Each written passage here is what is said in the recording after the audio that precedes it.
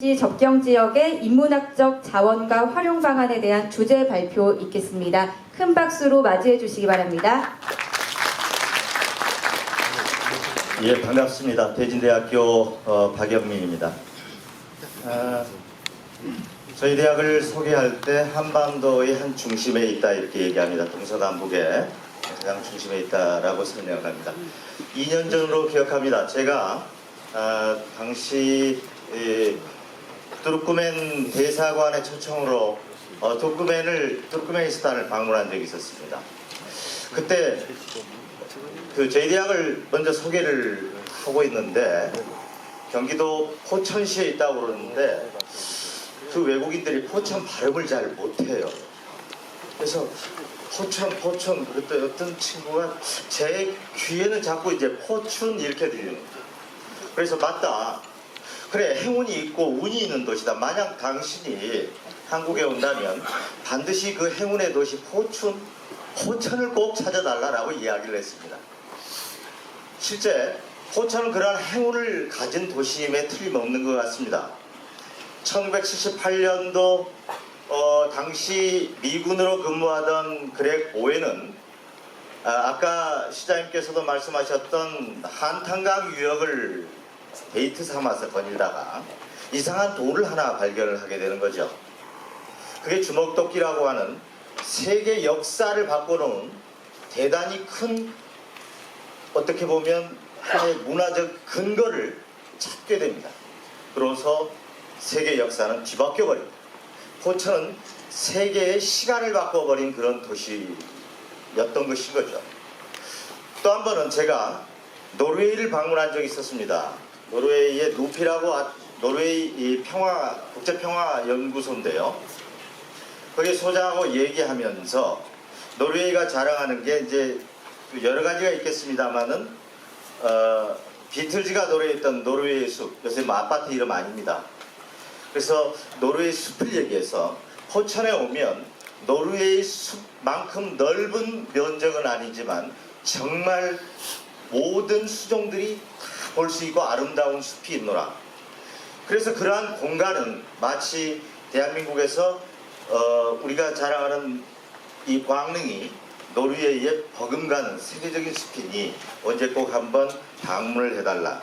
물론 그러한 시간과 공간, 세계가 자랑하는 노르웨이 숲, 그리고 세계의 역사를 바꾼 그런 저력이 있는 도시가 바로 포천이 아닌가 하는 그런 생각을 갖고, 그렇기 때문에 저는 포천은 그런 포춘이라고 하는 그 잘못 좀 발음이었지만은 제가 인정을 하고 말았던 것처럼 그 행운이 있는 그런 도시임에는 틀림없다는 확신을 저는 가지고 있습니다. 제가 오늘 말씀드릴 것은 이런 DMZ 접경지역 인문학적 자원과 활용 방안인데요. 간략하게 말씀을 좀 드리겠습니다.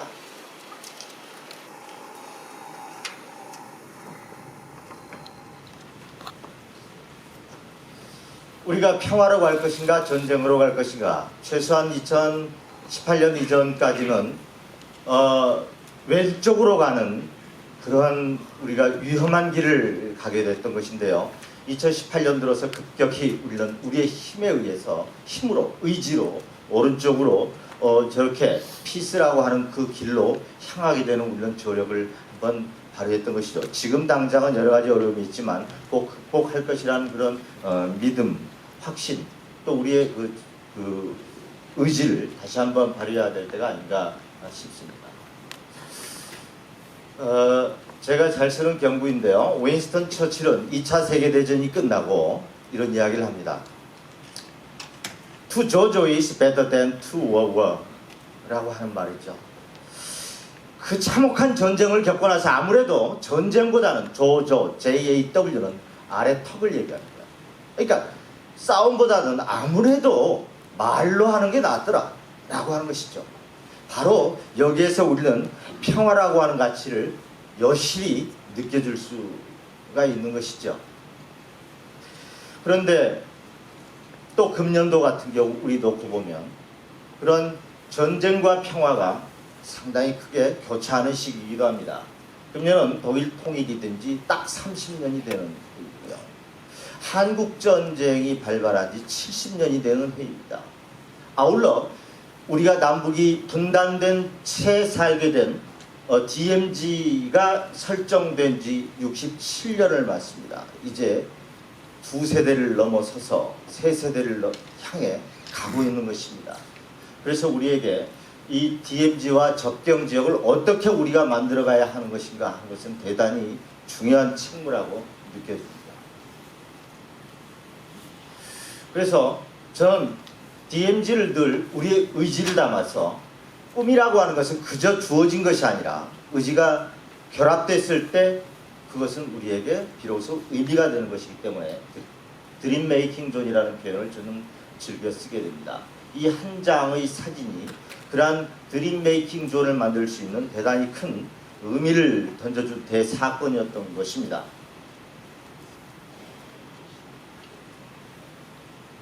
자, 우리는 이런 경험을 가지고 있죠. 한반도를 놓고 동쪽으로 갔을 때 동해선, 그 다음에 서쪽에서는 경의선이 뚫었지만 저희 처음으로 이 한반도 중심을 관통하는 경의선 이 화살머리 연결 통로를 우리는 2004년도 14년 만에 이런 연결 통로를 개설했던 조력을 또 가지고 있습니다. 이런 것들을 늘 기억을 해야 될 것이라 생각이 듭니다. DMZ 평화지대와에 관한 이야기는 끊임없이 제기되어 왔는데요. 지난 9월 24일 날 작년이죠. 문재인 대통령 유엔 총회 연설인데요. 제가 이것을 왜 말씀드리냐고 하면 지금 빨간 글씨로 되어 있는데 DMZ를 국제평화지대로 만들자. DMZ 평화지대라는 이야기는 쭉 나왔습니다만 국제라는 표현이 이때 처음 등장하게 됩니다. 그래서 제가 드리고자 앞으로 하는 말씀 중에는 어떻게 하면 이 국제화를 진행을 시킬 것인가 하는 그런 문제를 좀 더 진지하게 고민해보자 하는 말씀들을 드리고자 합니다. 일반적으로 우리는 평화지대라고 얘기를 할 때 소극적인 의미는 그저 완충지대라고 하는 정태적인 측면을 가지고 있는 것이죠. 그러나 적극적인 의미는 평화의 회복과 유지, 확산 세 가지 기능이 충만된, 조건이 완성된, 그래서 지속적인 평화를 구축할 때 우리는 적극적인 의미를 갖습니다. 그러기 위해서는 어떻게 평화를 회복할 것인가, 또 유지할 것인가, 확산할 것인가, 그 회복에 관해서 우리는 또 뒤에 인문학적 성찰을 통해서 좀 더 말씀드리고자 합니다. DMZ는 일단은 이런 패러독스를 가지고 있는 것이죠. 한편에 아래 이 다람쥐가 있는 이런 평화적인 모습도 있지만은 이 지뢰지대라고 하는, 대통령께서는 한 38만 발 정도가 묻혀 있다 이렇게 말씀을 하셨습니다만 실제 이 통계는 다양하게 제시되고요. DMZ 내에만 52만 발, 민통선 이남에도 1만 발, 민통선 이북에 74만 발 이렇게 해서 남측에 127만 발, 북측에는 80만 발까지도 지대에 소개되고 있고요. 그 다음에 지뢰 면적만 하더라도 민통선 이남지대도 굉장히 넓은 지역이 이 지뢰지대로 묶여 있다고 하는 것을, 지뢰지대라고 하는 것을 우리는 여실히 알 수가 있고, 역시 평화와 이 긴장이 교차하고 있는 이런 패러독스를 갖고 있는 것인데 이것을 어떻게 극복할 것이냐 하는 것입니다. 그러면 지뢰를 다 퍼버리면 되는 것인가?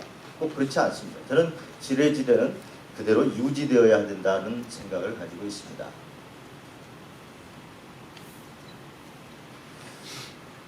일단 우리는 평화협력, 아까 남북 거점도시 말씀을 하셨습니다만 우리는 세계의 경험 속에서 평화협력을 만들어낼 수 있는 근거들은 많이 있다고 생각합니다만 그 중에 이 2차 세계대전을 겪으면서 서로 갈등 관계에 있었던 접경을 같이 하고 있었던 독일과 프랑스 간에 이 유럽 석탄 철강 공동체를 만들었던 그 경험들을 우리는 잘 성찰한다면 우리에 있어서 남북의 또 평화 거점 지역을 우리가 형성할 수 있을 것이라고 생각을 합니다. 결국 이런 적대 관계에 있었던 독일과 프랑스가 51년 조약에 따라서 이 ECSC를 설립을 하게 되고 이후로 확대 발전된 경험들을 우리는 면밀히 들여다보아야 된다고 생각합니다. DMZ의 가치를 좀 말씀드리면요. 세계에는 제가 헤아려 보니까 16개의 DMZ가 존재합니다. 한반도만 존재한 게 아니죠. 우리가 잘 아는 사이프러스도 키프러스에도 있고요. 쿠웨이트, 이라크의 국경도 있습니다. 여기는 한 25km 정도 됩니다. 남극 역시 여기에 포함이 되고 있고요. 그런데 그 중에서 유일한 20세기 냉전 유산이 되고 있는 것은, 남아있는 것은 한반도 DMZ인 거죠. 그리고 과거에 있다가 없어진 DMZ들이 있는데요.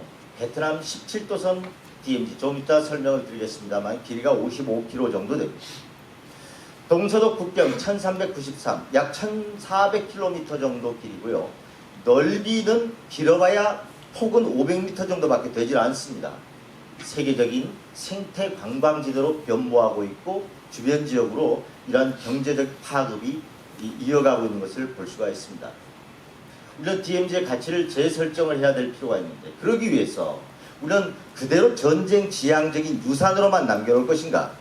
즉 안보관광이라는 가치도 좋습니다만 우리는 그 의식 속에서 전쟁의 유산이라고 하는 그런 아비투스, 이른바 그 아비투스라는 개념은 브루디에라는 사람이 만들어 놓은 것인데, 현존하는 의식구조의 어떤 지속성을 이야기를 하는 것인데요. 그런 분단과 전쟁이라고 하는 아비투스를 우리는 계속할 것인가? 아니면 우리는 계속 이제 새롭게 이런 생활지향적 자원으로 아비투스를 전환할 것인가 하는 문제에 직면하게 되는데, 이런 가치 설정을 이제는 평화지향적 자원으로 인식할 수 있어야 된다라고 하는 말씀을 드리고자 합니다. 그러기 위해서 우리는 적대적 내러티브를 극복을 해야 되는 것이죠.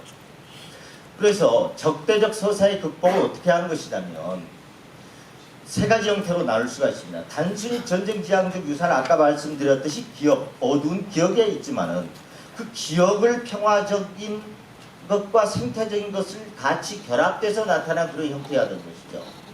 그런데 들여다보니까요, 베트남 17도선은 단순하게 지금 역시도 기억 수준에 머물러 있습니다. 안보관광 이상 진행하지 못하고 있거든요. 베트남 DMZ 가보신 분들, 베나이강이랄지 이런데 가보신 분들은 이해하실 겁니다. 독일의 그리네스반트는 기억 플러스 생태밖에 없습니다. 얘네들은 동서독이 전쟁을 한 적이 없거든요.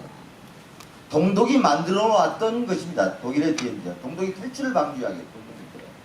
그런데 우리는 전쟁을 경험했기 때문에 기억과 생태와 평화라고 하는 세 가지의 인문학적인 자원, 즉 평화지향적 자원, 이것들이 있는 것이고, 그러기 위해서는 우리는 적대적 서사를 극복해 나가는 것이 대단히 중요한 것이다, 이런 말씀을 드립니다. 아까 말씀드렸던 독일의 그리네스반트입니다. 과거의 동서독을 갈랐죠. 그래서 통일 후에는 분트라고 하는 이 NGO가 지금은 관리하고 있습니다. 베트남 17도선 1954년 7월 20일 날 우리 한국전쟁이 끝나고 한국의 DMZ와 똑같은 모델로 바로 1년 뒤에 협정을 맺었기 때문에 프랑스하고 제네바 협약에 의해서 설치된 것인데요. 여기에는 우리가 두 군데는 가보지만은 또 두 군데 선생님들 가보신 분들도 계시겠지만은 우리가 얻을 수 있는 것은 하나의 우리가 벤치마킹은 부분적으로 할 수 있지만 평화라고 하는 가치를 여기에 심기는 대단히 어려운 것이다. 우리의 기억들을 좀 볼까요? 포천시로 조금 좁혀보겠습니다. 우리는 한국전쟁과 관련된 기억들을 우리가 아까 국제화라고 제가 말씀드렸듯이 태국군의 우리가 여기 가운데 있지만은 여러분 잘 아실 겁니다만은 운천에 있는 기념탑이 있는 거죠. 72년 6월까지 19년간 태국군들이 주둔하면서 포천 지역의 발전에 기여하고 있다. 그게 태국과 우리가 포천시가 서로 긴밀하게 지금 관계를 갖고 있는 것인가. 태국 관광객들이 많이 오면 좋겠죠. 그래서 국제화를 우리가 조정을 해야 되는 것인데 그렇게 길지는 않았던 것 같습니다. 다행히 포천이 방콕시 방탱구하고 우호협력 합의서를 체결하면서 국제화됐다고 하는 것은 대단히 공적인 일이 아닐 수 없다, 이렇게 생각을 합니다. 두 번째, 생태 자연과 인간의 공존인데요. 2019년 겨울, 작년 겨울이죠. 두루미, 제두루미 같은 경우 얼마만큼 왔느냐. 이게 두루미가 저 키 정도 되거든요. 한 1m 70이 좀 안 됩니다. 제 키가. 근데 거의 그 정도 키에 가까운 건데 세계적인 희귀종이죠. 5,900마리. 독수리 같은 경우도 317마리가 지금 내려오고 있었던 거죠. 이것도 우리에게 있어서 대단히 큰 자원이 아닌가, 생태적 자원이 아닌가 생각이 듭니다. 여기에 물론 아까 말씀드렸던 한탄강은 더하려면 역시 중요한 거죠. 그 다음 DMZ 평화의 길 같은 경우는 이제 우리가 국제화할 수 있는 거죠. 우리 국민들만 가가지고 큰 의미를 못 갖는 거거든요. 그래서 이게 이제는 해외에서 많이 와야 되는 것이죠. 이 역시도 분단 이후 최초로 DMZ가 민간에게 개방된 그런 기회를 만들어줬던 것이죠. 여기에도 우리가 큰 관심을 가지고 이후에 DMZ 평화의 길이 또 포천시하고 어떤 식으로 연결될 수 있는 것인가. 단순히 이 길이라고 하는 것은 멀리 더 나아가고 면을 이루라고 있는 것이지 저 길에만 고립되어서는 안 될 것이기 때문입니다. 그런데 DMZ는 규범적 문제와 같이 결부되어 있습니다. 저는 이 문제는 굉장히 중요하다고 생각을 합니다. 한국은 DMZ를 어떤 식으로 우리가 실제 한국화해야 할 것인가. DMZ는 우리 땅이 실제 아닌 거죠. 입법, 사법, 행정이 미치질 않습니다. 유엔사가 가지고 있습니다. 지상으로부터 182m까지도 유엔사의 허락이 떨어졌을 때 헬기가 들어갈 수가 있습니다. 산불이 났을 때도 헬기가 투입하기 위해서는 182m 아래로 내려가야 되는데 내려갈 수가 없습니다. 그래서 이 사실은 DMZ에 대한 관할권이 유엔사의 지위 등등과 관련해서 굉장히 복잡한 국제법적 문제가 얽혀 있는데 우리는 유엔사로부터 포괄적인 관리권 정도를 확보할 수 있다. 관리권이라는 개념은 우리가 행정적인 집행권을 일단 갖는 것이죠. 그래서 유엔사와 갈등할 필요는 없는 것이죠. 유엔사가 나름대로 큰 역할을 했던 것은 사실이기 때문에. 그래서 우리가 하나 건건 케이스 바이 케이스 지난 14선을 할 때 우리 당시 참여정부 때 노무현 대통령이 육로로 판문점을 경의선을 통과할 때 MDL을 통과할 때 유엔사의 허락을 받고 통과를 했거든요. 그때 도라산 전망대에서 잠깐 머물러 계시다가 통과를 한 거예요. 그렇듯이 우리는 이런 포괄적 관리권을 유엔사로부터 받아야 된다. 그런데 이 받은 문제는 우리가 비군사적인 부분에 있어서 우리 남북 간의 교류 협력 문제는 충분히 가능하다. 그래서 일단은 DMZ와 DMZ 접경 인근 지역들을 놓고 특히 DMZ라고 하는 것이 있기 때문에 우리 CCG나 그 다음에 그 접경 지역이 있기 때문에 포괄적 관리권을 우리는 반드시 확보를 하는 것이 가장 심각한 문제 아니겠는가. 유엔사는 DMZ 관할권의 정제협정에 이미 저렇게 근거가 있다라고 설명을 하고 있기 때문에 그렇습니다. 아까 말씀드렸던 관리권, 우리가 관리권을 갖고 있다는 건데 우리가 관리권을 갖고 있는 것은 동해선, 그 다음에 경의선에 대한 통과 구간만 우리가 관리권을 유엔사로부터 위임받아가지고 우리가 하는 것이죠. 그 다음 우리 스스로 국내법적인 문제에 있어서도 우리는 이 문제는 반드시 극복하고 넘어가야 되는데요. 이게 자연환경보전법에요. 자연유보지역이라고 하는 조항이 있는데요. DMZ를 어떻게 우리 법에 규정하고 있냐면 빨간 글씨 나온대요. 관할권이 대한민국에 속하는 날부터 2년간의 비무장지대. 이 지역은 자연유보지역을 우리 스스로가 묶어버리고 가는 거예요. 이게 삭제해야 되는 거죠. 그래야만 우리가 사실은 우리에게 DMZ를 온전히 한국화를 좀 할 수 있는 토대를 놓을 수 있는 거죠. 이 문제가 극복돼야 됩니다. 또한 우리는 DMZ 일원 그러면 DMZ와 이 민통선 지역 CCG 그리고 접경 지역 세 가지를 우리는 DMZ 일원이라고 이야기를 하는데요. 여기에 적용되고 있는 규범을 살펴보면 DMZ는 정전협정이죠. CCG는 군사시설보호법이에요. 그리고 접경 지역은 접경지역 지원특별법입니다. 이것은 규제나 아니면은 지원을 위해서 전제한 것입니다. 피해보상인 거죠. 접경지역 지원특별법의 경우. 이 지역을 평화지대로 육성해야 되는 적극적인 의미의 평화의 문제는 전혀 여기에 들어있지 않는 거죠. 그래서 저는 여기에 평화지대 조정 및 발전 기본법을 같이 제정을 해야 된다고 생각을 합니다. 그래서 DMZ 평화지대 육성을 위해서는 DMZ 이론 전체를 범위로 하는 평화적 발전 관련 사항을 골자로 하는 법제가 반드시 추진돼야 된다 하는 그런 의견을 제시합니다. 자, 이 문학으로 좀 들어가보죠. 역사는 미래라고 얘기를 합니다. 역사라고 하는 텍스트를 형성하고 있고 하나의 텍스트이고요. 또 그러한 텍스트는 미래로 연결된다라고 하는 것이 발터 베냐민의 이야기입니다. 우리가 여러분 가시면은 대마도 가신 분들 아실 수 있겠습니다. 대마도 가면 볼 게 하나도 없어요. 그냥 대마도 가면은 볼 게 하나도 못 보고 이게 뭐냐라고 얘기하고 있을 텐데 누군가가 하나하나 설명을 친절히 듣게 되면 아, 오길 정말로 뭔가 내가 관광을 잘했다라는 이야기를 또 하게 됩니다. 그만큼 인문학적인 이야기들, 즉 텍스트를 역사의 이야기를 켜켜이 정리하고 있는 사람들이기 때문에 그래요. 대마도 가면 처음부터 지도 먼저 보여주죠. 부산의 지도, 또 예전에 이 임진왜란 당시에 16세기 당시에 그렸던 지도, 이 싱크로율을 한 90% 이상 넘는 모습을 볼 수 있을 것입니다. 거기서부터 보여주면서 역사를 이야기를 하죠. 우리 역시도 이런 사실은 이 역사 텍스트 그것이 곧 미래와 연결된다라고 하는 것을 생각할 필요가 있는 거죠. 그래서 발터 베냐민은 미래라고 하는 것은 또 단순히 앞에 그냥 추상적으로 우리가 가야 될 것이 아니라 망각된 것이 회귀하는 시간이다 이렇게 얘기하는 것이고 또 알라이다 하스만 같은 경우에는 기억 공간은 미래가 실현된 공간이다 이렇게 얘기합니다. 과거와 미래가 하나다라고 하는 의미가 있습니다.